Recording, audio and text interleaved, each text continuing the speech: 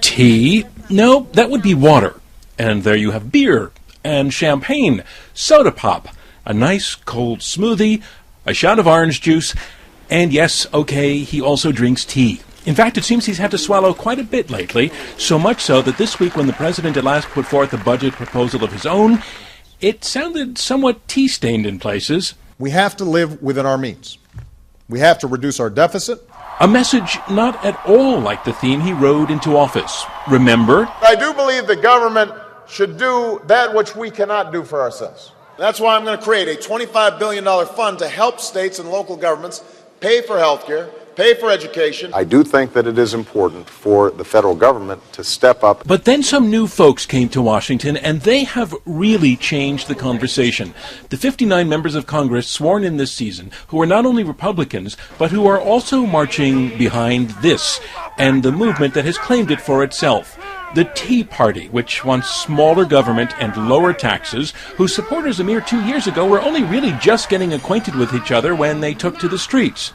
A lot of folks who didn't do politics before, and now some of them are in politics. He owned a pizza parlor. He's a dentist from Washington State, a funeral director from Florida, a nurse, and he, a car salesman from California. They came in saying they wanted to change things. Wait, that was his line. That's what change is. But the Tea Party folks may have a better shot at that, because their obvious distaste for the politics of compromise, that's what's changed the conversation and almost shut the government. And yet, when a deal was reached to cut the budget by $38.5 billion, which is historic, they had wanted $100 billion. That's why many of them defied their own Republican House Speaker, John Boehner, voting against a deal that he reached, so that then he needed a lot of Democratic votes to pass it, raising the question, who's leading whom?